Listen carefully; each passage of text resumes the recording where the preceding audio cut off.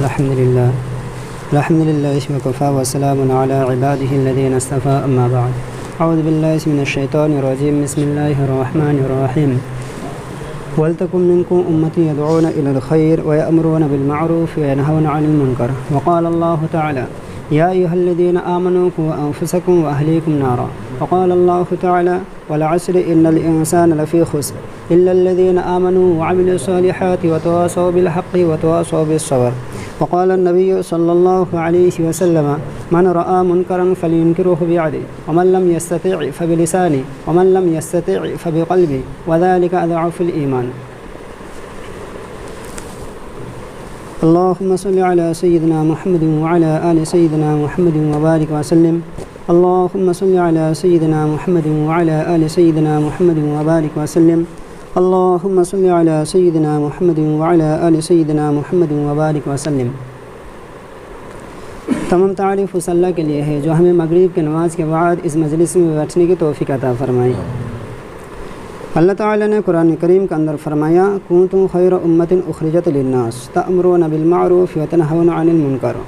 اللہ تعالیٰ نے اس آیت کے ذریعے اس امت کی تعریف فرمائی کہ تم بہترین امت ہو، تم بہترین امت ہو، تمہیں لوگوں کے بھلائی کے لیے نکالا گیا، تمہیں بلایا گیا، لایا گیا ہے، تم خود نہیں آئے ہو.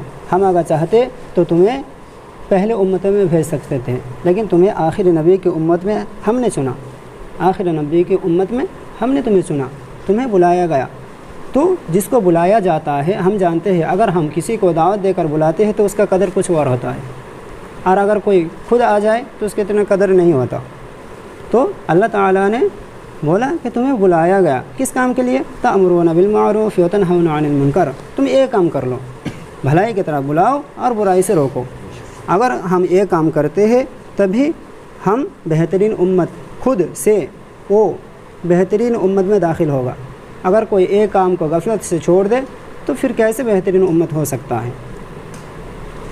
اللہ تعالیٰ نے قرآن کریم کے اندر دو باتیں فرمائی.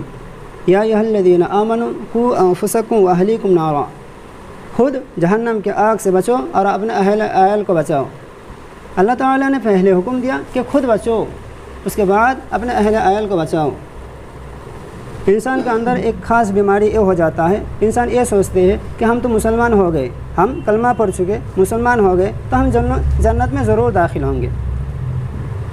اس حدیث کو روشنی میں کہتے حضرت معاذ بن جبل رضی اللہ عنہ نے فرمایا کہ اللہ کے رسول صلی اللہ علیہ وسلم نے ارشاد فرمایا مفاتیح الجنت اشہد ان لا الہ الا اللہ، کہ جنت کی کنجی یہ گواہی دینا کہ اللہ تعالیٰ کے سوا کوئی معبود نہیں.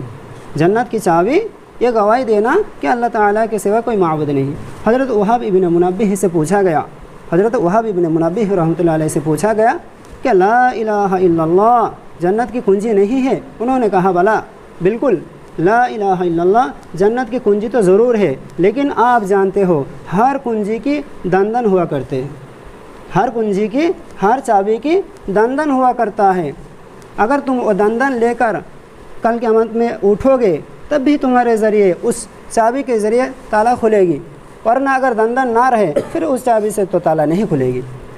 اسی طرح کلمہ شہادت بالکل یہ چابی تو ہے، لیکن نماز، روزہ، حج، زکوٰۃ یہ سارے اس چابی کی دندن ہیں. اگر کوئی اس میں کوتاہی کرے گا تو پھر کیسے کھلے گا؟ اور آپ لوگ جانتے ہو کہ اگر مان لو مثال کے طور پر کہ ایک کنجی لوہے کا ہوتا ہے، چابی لوہے کا ہوتا ہے، اگر ہم اس کے اوپر کچھ کام کرنا چاہیں تو پھر لوہار کے پاس جانا پڑے گا جو اس کو آگ میں بھٹی میں ڈالے گا، اس کے بعد اس کے اوپر بنائے گا کچھ. تو اگر صرف ہم لوہے کے ایک لکیر لے کر آخرت میں چلے گئے، صرف کلمہ تو مل گیا نا، کلمہ تو وہ لوہے کے لکیر جیسا ہے، ہم لے کر چلے گئے تو اس کو بھی ہمیں بنایا جائے گا. کہاں؟ وہ ہے جہنم. جہنم میں جا کر اس کو بنانا پڑے گا. کیسے بنے گا؟ کتنے دن تک بنے گا؟ وہ اللہ جانے.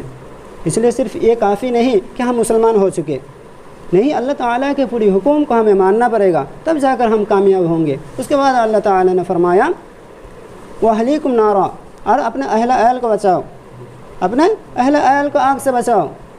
حضرت اشرف علی تھانوی رحمۃ اللہ علیہ لکھتے ہیں کہ جو لوگ نمازی نہیں ہیں ان کے بارے میں مجھے زیادہ شکایت نہیں ہے، جو لوگ نمازی ہیں ان کے بارے میں مجھے زیادہ شکایت ہے. کیوں؟ کیونکہ یہ لوگ نماز پڑھتے ہیں، اپنے گھر میں جاتے ہیں، اس کے بعد اپنے بیوی سے کھانے پینے سینے نمک کم ہوئی یا زیادہ ہوئی اس کے بارے میں بات کے علاوہ کچھ اور بات نہیں کہتے۔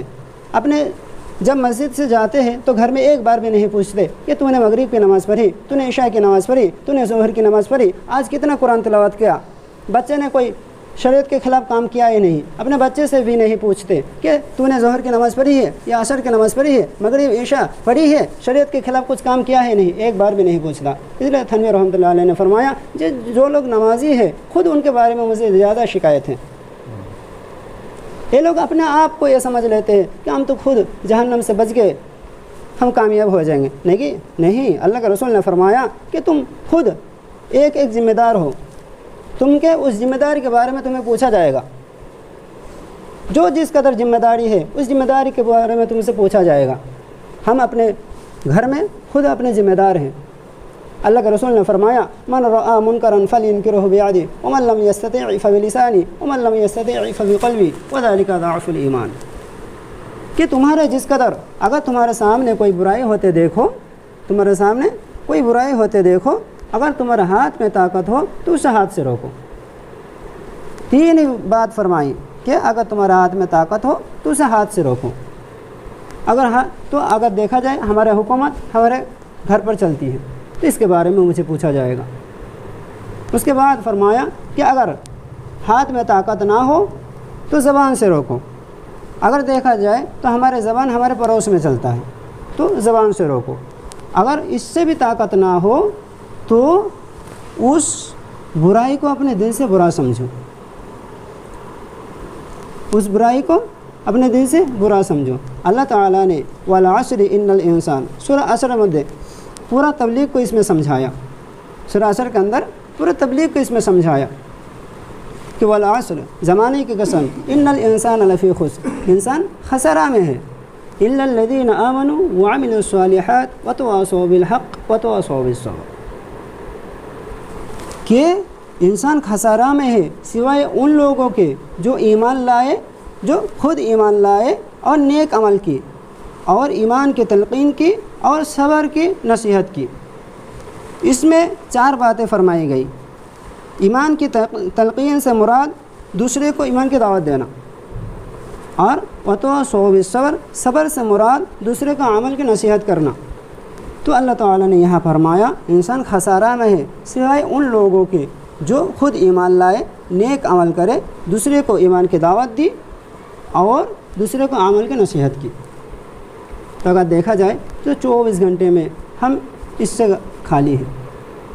حضرت تھنوی علیہ رحمہ کہتے ہیں کہ 24 گھنٹے میں اگر دیکھا جائے، اگر ہمارے ذمہ میں ایک نماز قضا ہو جائے یا نماز چھوٹ جائے تو خود کو ملامت کرتی ہے، برا بھلا سمجھتے ہیں۔ لیکن 24 گھنٹے میں ایک انسان کو ایمان کی تلقین نہیں کی، عمل کی نصیحت نہیں کی، اس بارے میں ہمیں خود افسوس نہیں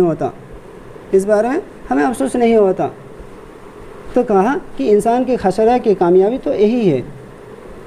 صحابہ کرام نے اس صورت کو بہترین انداز سے سمجھا۔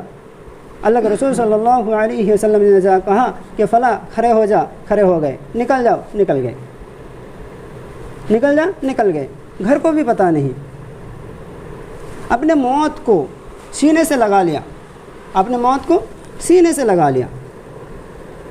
حضرت سلمہ ابن اقویٰ کے بارے میں منقول ہے، حضرت سلمہ ابن اقویٰ اللہ کے رسول صلی اللہ علیہ وسلم کے ہاتھ پر بیعت ہوئی۔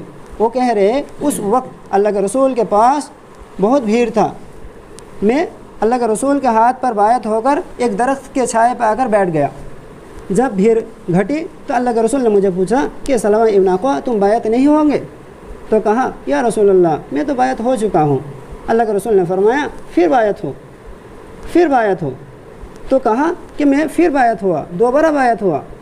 تو راوی جو حدیث بیان کر رہے ہیں وہ فرما رہے میں نے پوچھا کہ ابو مسلم اس وقت آپ لوگ کس بات پر بیعت ہو رہے تھے؟ تو حضرت سلمہ ابن اقویٰ نے فرمایا کہ اس وقت ہم موت پر بیعت ہو رہے تھے۔ صحابہ کرام نے اللہ کے رسول سے کہہ دیا یا رسول اللہ ہم نے ایمان لے کر آیا، اب جہاں پر چاہے ہمیں چلا لے، آپ اگر کہیں کہ ہمیں دریا میں کودنے کے لیے، ہم کود جائیں گے، ہم کود جائیں گے۔ اللہ کے رسول، صحابہ اکرام اور ہمارے اندر فرق صرف یہی ہے، صحابہ اکرام ہر معاملہ میں دین کو آگے رکھتے تھے، دنیا کو پیچھے، اور ہم ہر معاملہ میں دنیا کو آگے کر دیتے ہیں، دین کو پیچھے۔ ہر معاملہ میں دین کو آگے کر دیتے ہیں۔ اگر کہا جائے بھائی اس کام کے لیے چلو، اس کے لیے چلو، تو ہم دنیا پیش کر دیتے ہیں۔ اللہ کی برائی کے لیے آؤ، ہم دنیا پیش کر دیتے ہیں۔ لیکن صحابہ اکرام ہمیشہ دین کو آگے رکھتے تھے۔ تو صحابہ والا زندگی اگر ہم اپنے اندر لائیں گے تو پھر ہم خسارہ سے بچیں گے، اور ہم انسان خسارہ میں ڈوبے رہیں گے۔ اس لیے ہمارے ایمان کو بنانا ہے، بچانا ہے، بڑھا کر لے جانا ہے، بڑھا کر لے جانا ہے۔ ہمارا یقین ہے کہ پالنے والا ذات اللہ، عزت اور ذلت کا مالک اللہ، کھلانے پلانے کا مالک اللہ۔ اگر ہم اللہ تعالیٰ کے حکم اور اس کے رسول صلی اللہ علیہ وسلم کے طریقے کے مطابق اپنا پورا زندگی چلائیں گے تب ہم کامیاب ہوں گے۔ اس کے علاوہ ہمارے کامیابی کا کوئی راستہ نہیں ہے، ہمارے کامیابی کا کوئی راستہ نہیں ہے۔ اس لیے اسے اپناؤ، اس لیے سیکھنا ہے، ہر عمر کو سیکھنا ہے۔ سب سے پہلے کام کیا؟ سیکھو۔ دنیا کے اندر انسان دنیا کے کام کو سیکھنے کے لیے بھرپور کوشش کرتا ہے، لیکن دین کے بارے میں کوتاہی چھوڑ دیتے ہیں۔ دین کے بارے میں ٹوٹی پھوٹی کہتے ہیں یہی ہو جائے گا، نہیں۔ دنیا کے معاملہ میں اب نہیں کہتے کہ یوں ہی ہو جائے گا، بھرپور جان مال لگا کر کوشش کرتے ہیں۔ دین کے معاملہ میں ایسا کوشش نہیں کرتے۔ اس لیے ہمیں کوشش کرنا ہے، نکلنا ہے، ایمان کو بڑھانا ہے، بنانا ہے، بچانا ہے۔ جائیں گے انشاءاللہ۔